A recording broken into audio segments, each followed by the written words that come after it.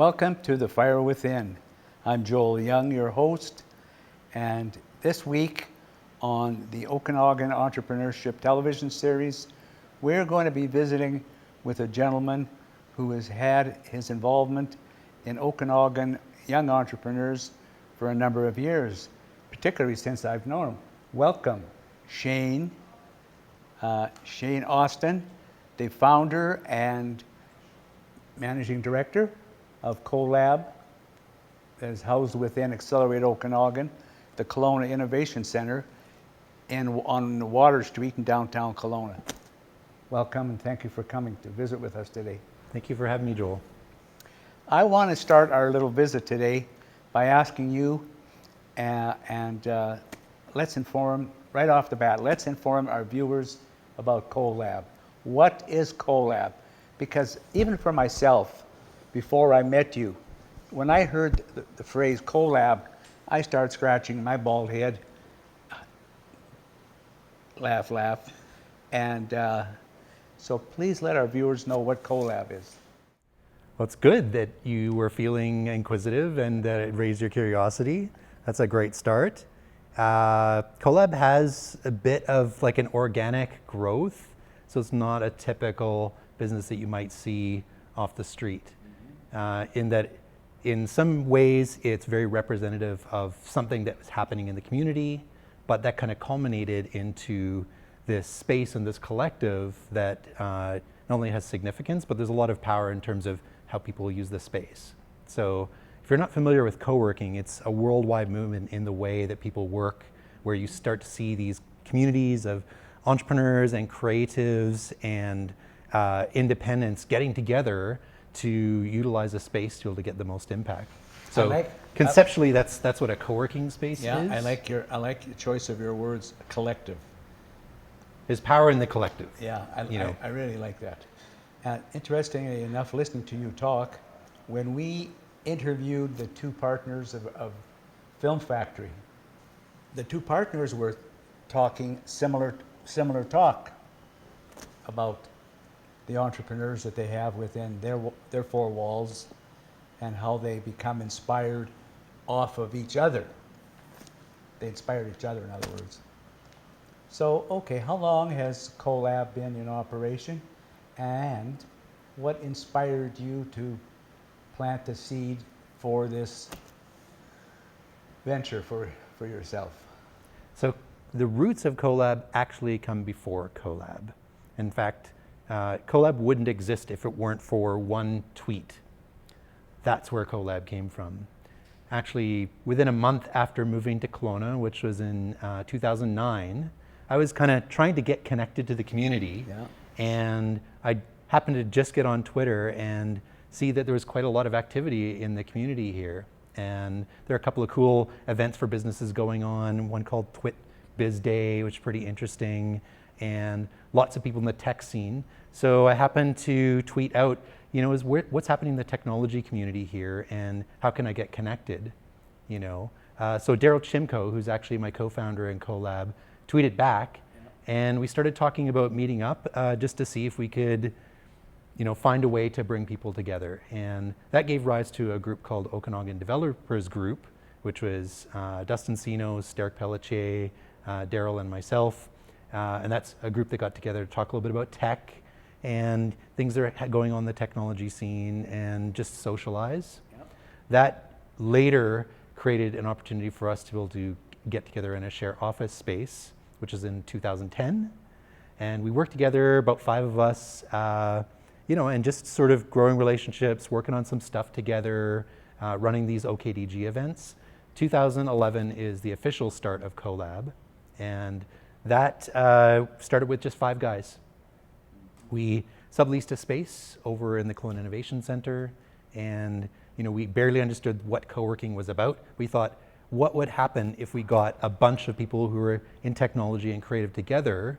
What sort of things could we create, and how would we learn and grow and develop? So beyond that, a lot of things have happened with co+Lab over the years, but it really is the seed of that is this sense of community and connection to others that was really core to the value of the space. How many like-minded people are under your tent? over at the Kelowna Innovation Center? Yeah, we've actually grown to 65 now, roughly Wow. 65. And of 65 members, huh? 65 members, some of them are teams, some of them are solo, and there's a lot of diversity in terms of the background of the space, but 65 people, and you find on any given day, there are all sorts of new faces coming through the doors, so it's pretty exciting. And you just also said something that's twigging me to ask a follow-up question. 65 people, is it fair for me to assume that those 65, is it fair for me to assume that there's a revolving door for those 65? They can come and go and come and go. It's like an open door concept. If I want to go into co+Lab and work on some projects either by myself or with others on any given day, there's no problem. There's no restrictions. It's very adaptable, very open, very flexible. Everybody who's a part of the space is called a member. Yeah. And as a member, you can actually have 24/7 access to the space to come and go as you please, or you can just plug in occasionally and come in for events and just kind of be more of a community member. So it's very flexible. Do you promote co+Lab within and externally to the Okanagan? Intensely. Okay. So internally within the Okanagan, the way we promote is largely through a lot of the events and different programs and program partners that we work with. Externally, we're part of a co-working visa program. So globally, there are thousands of co-working spaces, and being a member of the co-working visa means that anybody from around the world who's a part of that program can visit our space and get free time in the space. Oh, for heaven's sakes. Yeah. I didn't know that. That's an interesting concept. It's exciting. Yeah, very. And the events that your members get involved with, it's part of the Accelerate Okanagan calendar of events? Yeah, you'll find a lot of the events that we create are, they'll show up on the AO calendar, Okay. which is great as a partner. They are really great about promoting a lot of the stuff that we do. Yeah. And additionally, we use another local group called Digital Okanagan. We have our own list of contacts, so we promote like crazy for all the events. Terrific. How about the Young Professional Group? Oh, OIP is phenomenal. OIP, yeah. And so Drew Vincent and his team not only are big supporters of a lot of events, but they create a lot of events that are aimed at young professionals. And ultimately, I think what OIP does well is they're not focused on any particular industry or niche. They try to make connections cross industry and kind of pollinate and cultivate relationships. Terrific, good. That's pretty all-encompassing, isn't it? No wonder you like it, because it's something that can keep you physically and emotionally and psychologically pumped up on a continuing basis. In other words, it just seems to me, listening to you talk, that there's always something fresh to do and be mindful of. Is that fair? Yeah, community is a huge driver for me in my life. Yes, okay. I actually grew up in a fairly nomadic family, so I never really settled down anywhere. So it's funny that I would be a part of this community and start a co-working Where space did you move from? Everywhere. I've lived across Canada. Okay. Newfoundland to northern BC. Oh, okay. Yeah, right across the board. Me too. Yeah, which is great in some ways because you Yeah. see the whole country. That's right. But I always find that it's like, I just want to have people that are my people. Well, I say to myself, and people have said to me many times over my life, as time is marching on, Joel, you should write a book. And I've thought about that. I've thought about that, and I've thought about that. I'd read that book. Huh? I would read that book. Yeah, you'd be afraid to read that book. And some of the things that I've done, and some of the things that I've put myself through, I'm probably the only person in this Okanagan Valley that had the privilege of visiting a Catholic Pope in Rome, for example. Unreal. For example.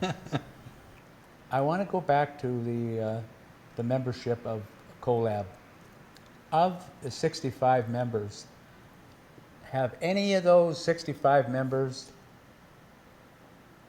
I'm going to call them entrepreneurs or pseudo-entrepreneurs if I may have that liberty, have any of those 65 members come up with a discovery that could be determined as an entrepreneurial adventure, if you will? Entrepreneurial adventure. Yeah, an entrepreneur is a person that looks at the world the same as everyone else and thinks differently. An entrepreneur seeks solutions, not problems. Seeks solutions, not the problems. And so there were 65 people. When I stopped at your office the other day over at the Kelowna Innovation Center, I walked into a room and there were 5 people sitting at computer workstations. And they were just click, click, click, click, click, click. I couldn't believe it. The one fella's hands were moving so fast, I thought he was a stenographer. Yeah, that's really typical at co+Lab. You'll get moments during the day where people are just, it's like a library, and they're just completely focused on getting work done. And I think in a polar sense, there are other days where it's complete chaos and people are rushing around and there are conversations brewing and people are really connected to each other. So it's both a social environment, but also a place where people can focus and get things done. But you'll find there, when you use the word entrepreneur and entrepreneurial adventure, you will find there are people that are out there and trying to find problems and trying to find different ways to solve problems. But there are also people who are extremely sort of introspective and like to really think deeply about solving problems, and there might be designers or they might be doing research on a project. So it's that interesting sort of dichotomy of relationships that makes co+Lab what it is. And in terms of entrepreneurial adventures, there have been so many people that have come through the doors over the years who have built really cool things. You know, and it's great to be a fly on the wall, so to speak, and be able to, you know, get a little piece of their story along the way. Well, you know, it's funny we're having this little tidbit of exchange.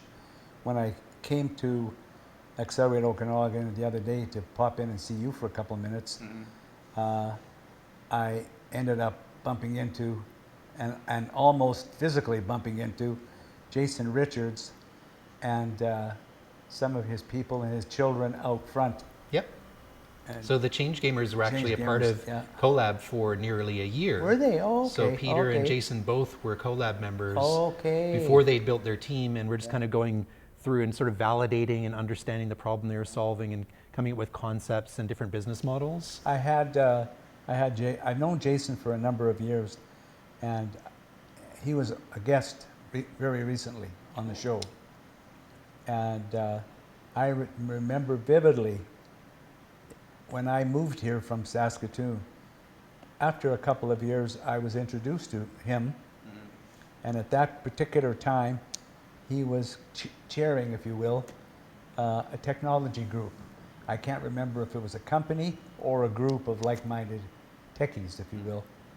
But I met him then and learned about his background. Wow, he's got quite a interesting sort of background the definition of mover and shaker. Yeah, and entrepreneurial experiences, he's had many. Well, I love that about co+Lab not being the place where the entire business is figured out and they build their team. It's usually a starting place where that sort of catalyzation happens. And one story I can tell you is about 4 or 5 years ago, through the Okanagan Developers Group, I connected with Ashley Ramsey, who you might know as one of the co-founders of Yeti Farm Creative. That's right, I know her well. We actually worked on a startup project together. Okay. And through association with her, I met Todd, who is working just a contract on a lot of animation projects. He ended up coming to co+Lab in the first year after Yeti Farm was created. And that's where a lot of the groundwork for the company that you see today started. And they were sort of visioning and trying to figure out what it was going to become, because Todd most certainly didn't want to be a freelancer or contractor his whole life. And he had this immense creative ability, you know, in terms of storytelling. And Ashley is like the absolute, she can get the business out there, she can make partnerships and connections, and the two of them are just this powerhouse team. So it's great to be a part of that story and just knowing them through that journey, and they started the company. We've had Ashley on camera maybe last year, if I remember correctly. But I met Ashley when she worked temporarily for John Summerlin, the film commissioner. Right. For a little while. That's when, and I was doing some work with John Summerlin when I first moved here from Saskatchewan. So I met her, and then when I was thinking of having guests on the show, I couldn't help but think about her and her husband. I didn't have him on camera, but I did have her on camera. I think we're going to take a short break, Shane, and then we'll pick up where we left off.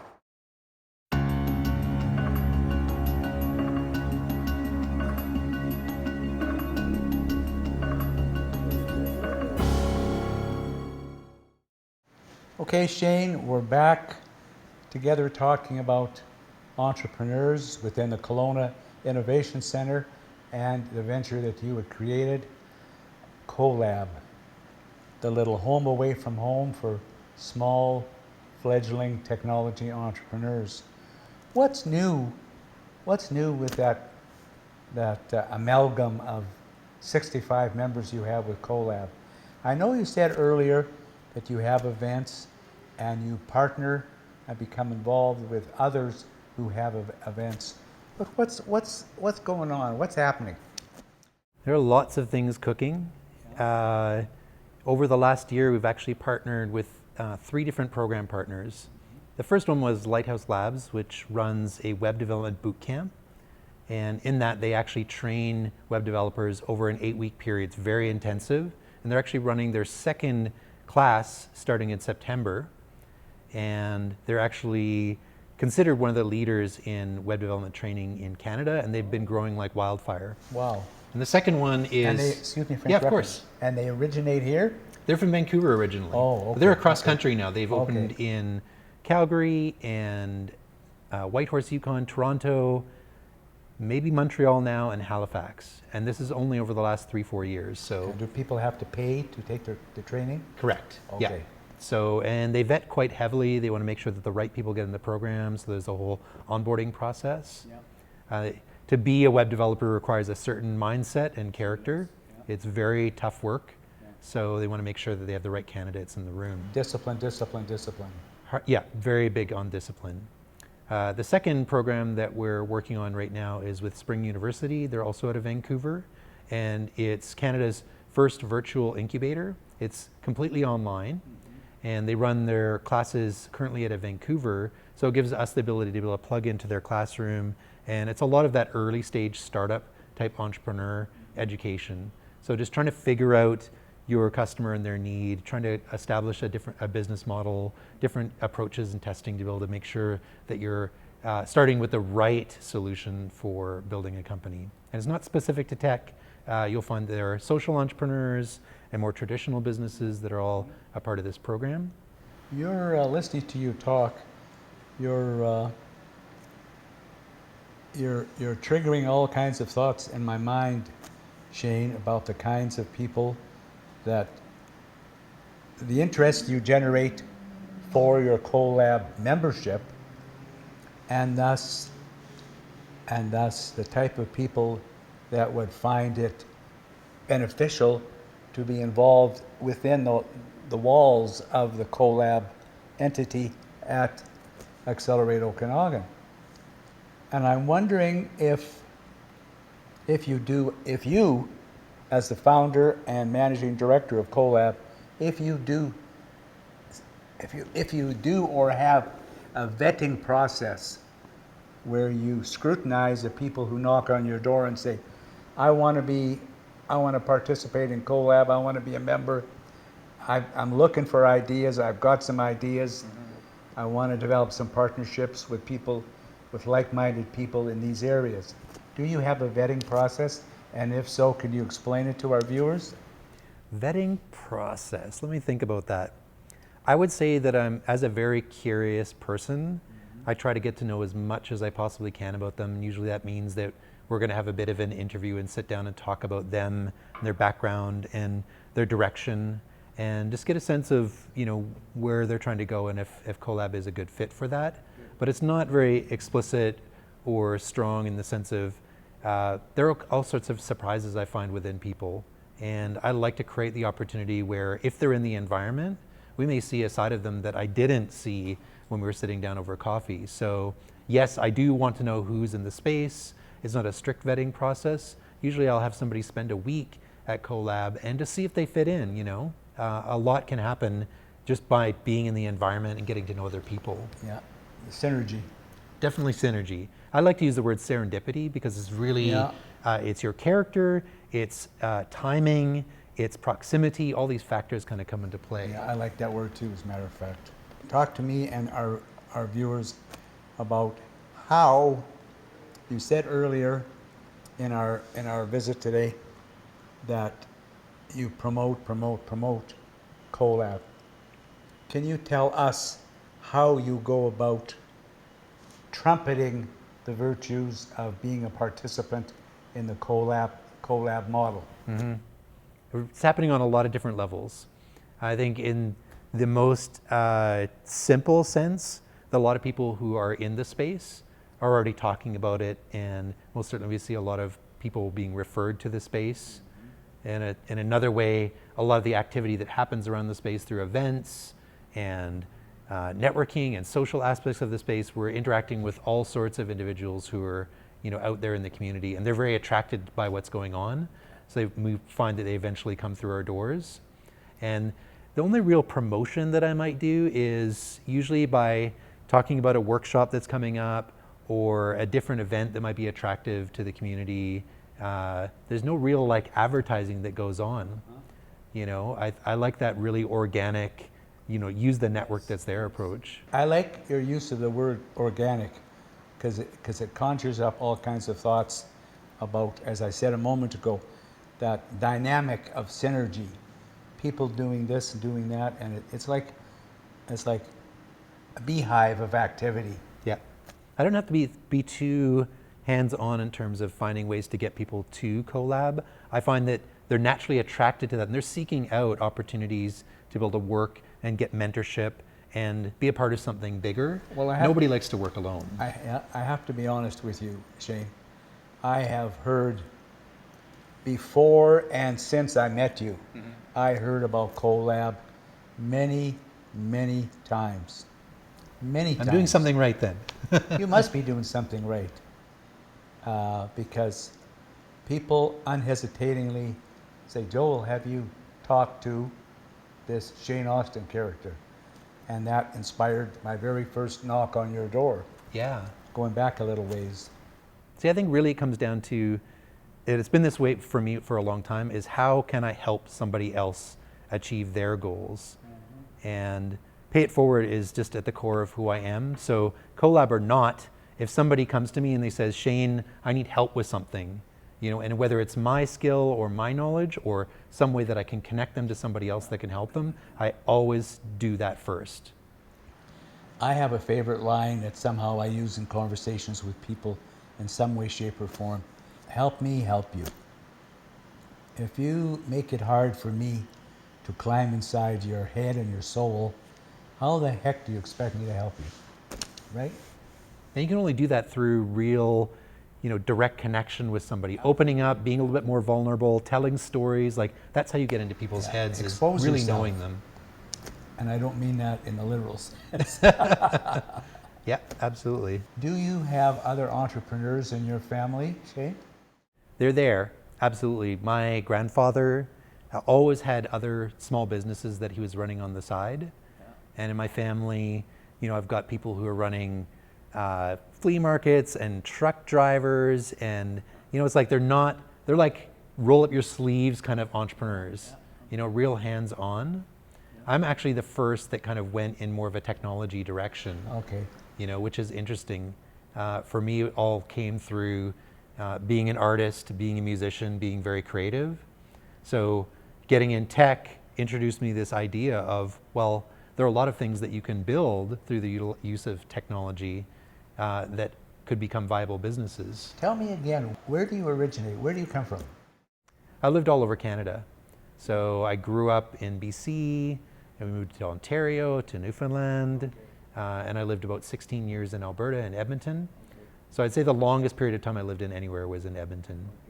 And I always find that interesting is the sense of the place where you can start something, where LA is associated with movie stars and rock stars, and that's where the industry is.